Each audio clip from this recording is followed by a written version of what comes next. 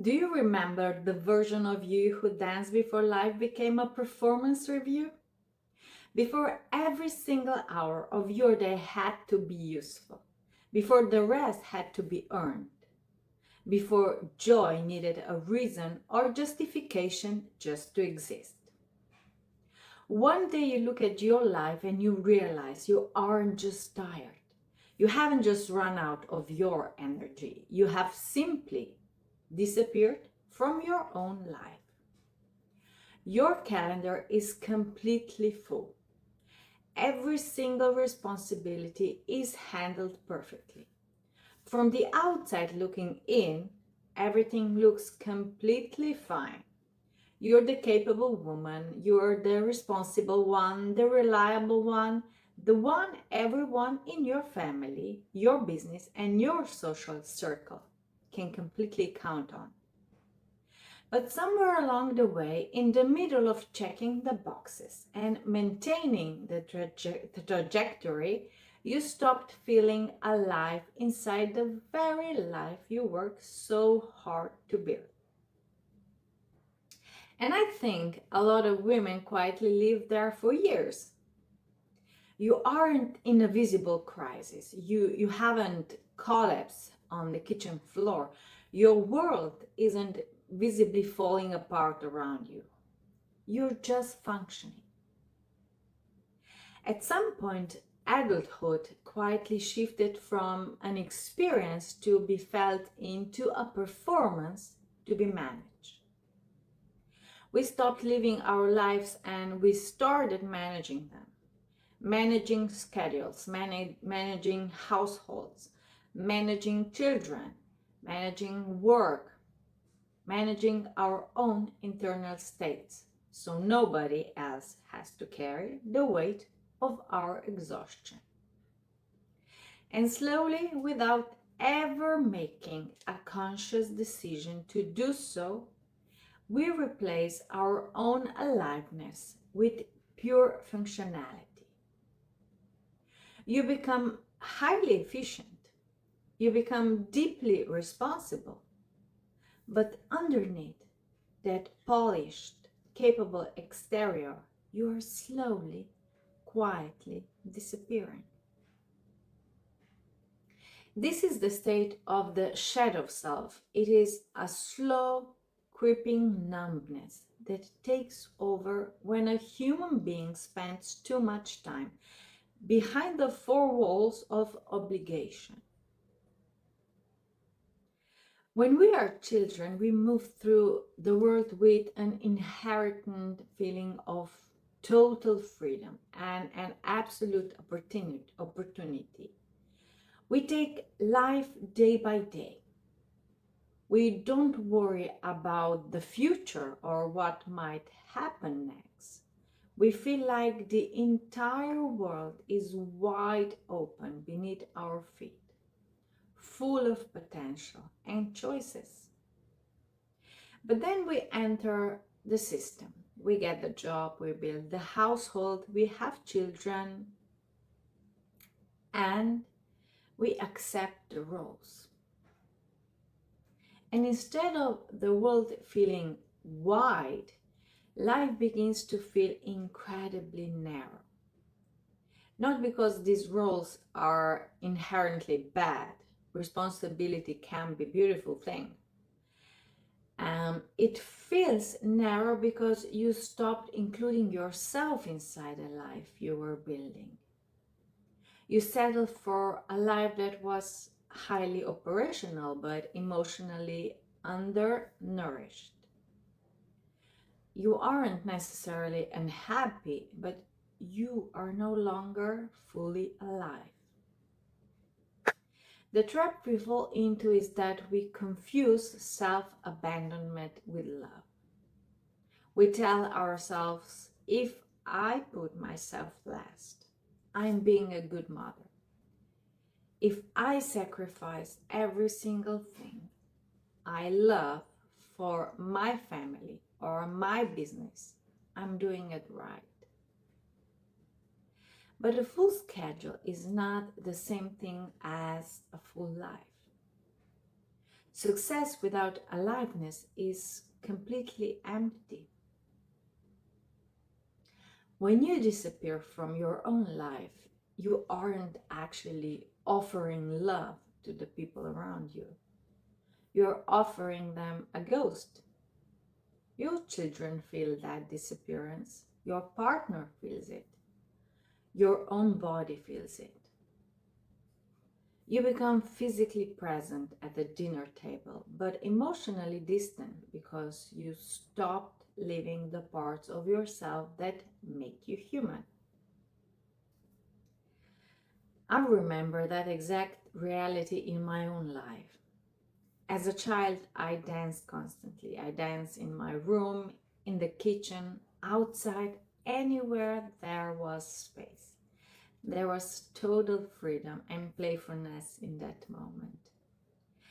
I didn't need anyone's permission to feel alive. But when I became a mother, that joy quietly stopped. And it wasn't a conscious choice. I never sat down and said, now that I'm a parent, I'm no longer allowed to dance. It was the sheer weight of obligation. Going to work, managing the house, taking care of a new baby, keeping the family unit running smoothly. These are severe, heavy demands. I truly believed I had to choose. I thought I could either be a good, responsible mother and a wife, or I could be the woman who wanted freedom, playfulness, and joy. I didn't think those two worlds could exist in the same body.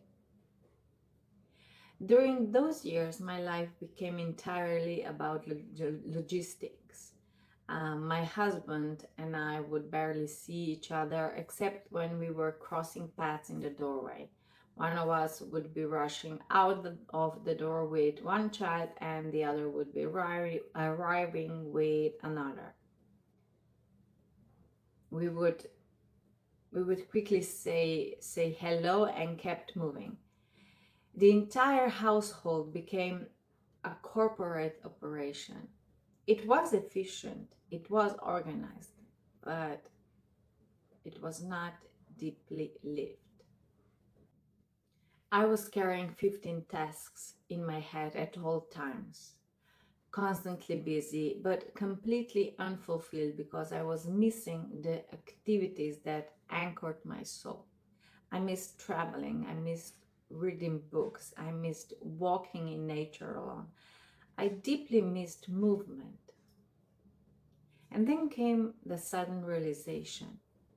It wasn't a dramatic burnout. It was a quiet moment of clarity where I looked at the next decade and I thought, I cannot live like this for another 10 years. Not because my life was bad, not because I didn't love my children, but because I deeply missed myself. So I decided to make a change. I stepped completely outside of my comfort zone and started pole dancing. It was intensely challenging, physically demanding, highly creative, and incredibly playful. It woke up a part of my body and my mind that had been completely asleep for years.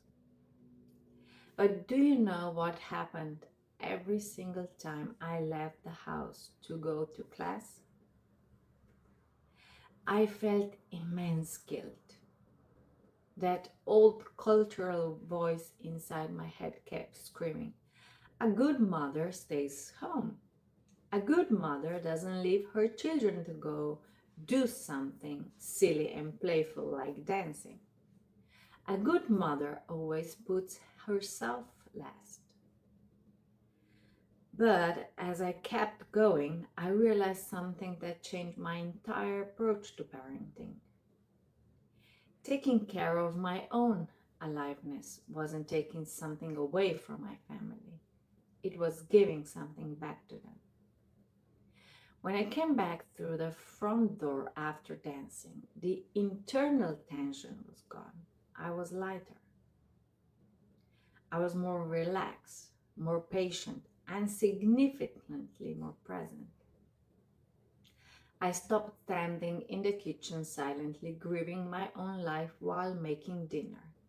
I became a better parent because I stopped abandoning myself. Why do we do this to ourselves? Why does exhaustion feel safe to us,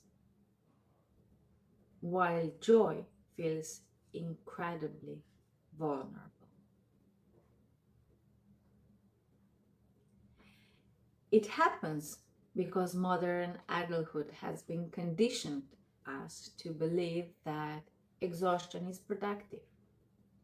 When you are exhausted, you have a receipt to show for your worth. You can point to your full calendar, your fatigue, and your long list of completed tasks as a proof that you matter.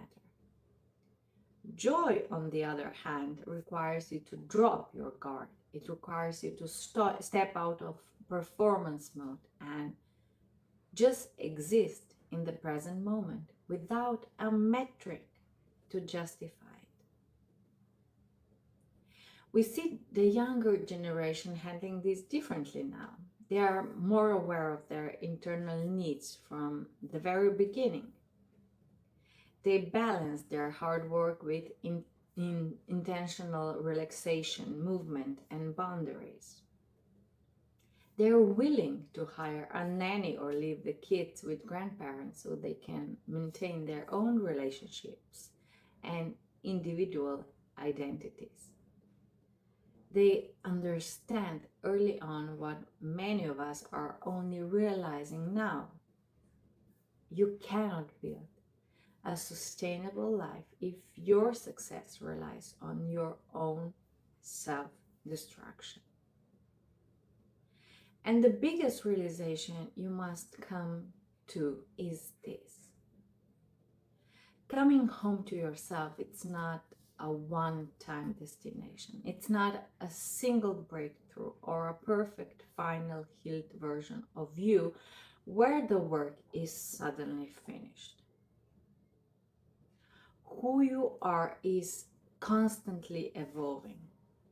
What aligned with your spirit 10 years ago might not align with you today. Therefore, coming home is an ongoing daily practice of awareness. It is the willingness to continuously check in with your body. Notice when you are drifting away into the tunnel of obligation and gently guide yourself back.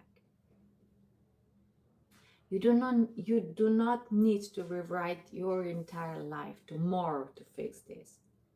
Coming home always looks incredibly small at first.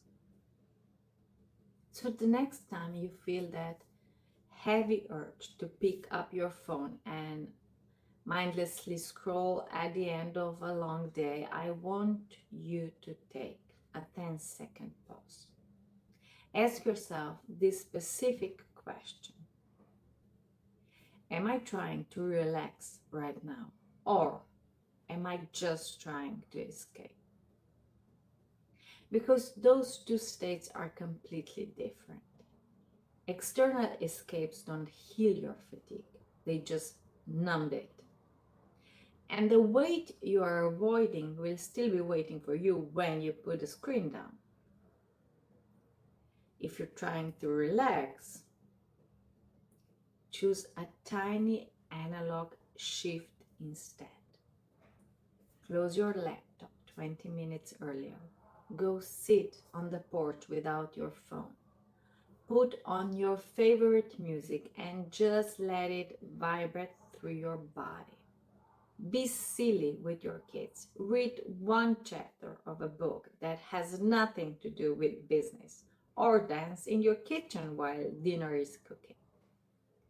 Choose to do one thing today that makes you feel alive without requiring you to earn the right to do it first.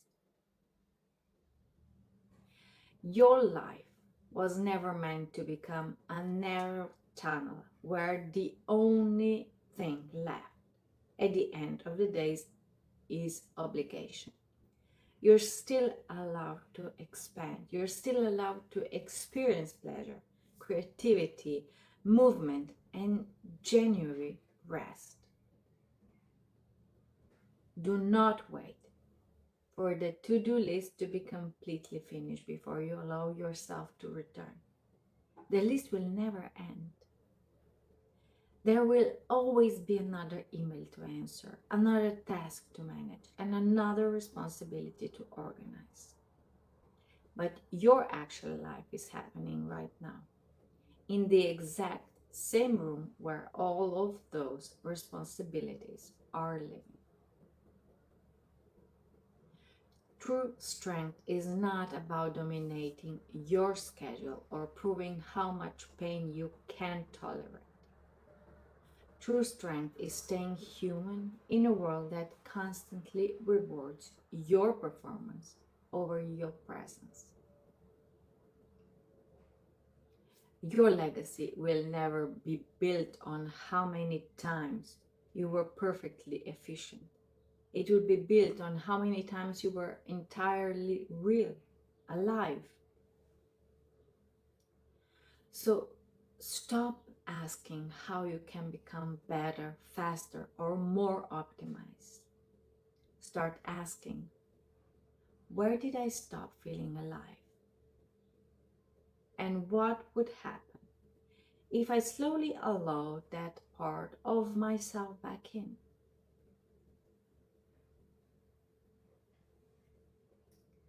If this conversation feels like a mirror for something you have been quietly carrying inside your own heart, I invite you to listen to the other episodes available on the podcast. This entire space was built specifically for women who are tired of merely functioning and are ready to actually live again. And if the fear of what other people will think is the primary thing keeping you small and disconnected from your true self, I created a targeted course on judgment. It is a straightforward tool designed to help you understand exactly how the fear of judgment shapes your nervous system, controls your daily choices, and causes you to abandon your own joy just to be accepted by others. And the link to access it is located in the first comment right below this episode. Don't wait for anyone else to give you the permission slip to feel alive again. Welcome home.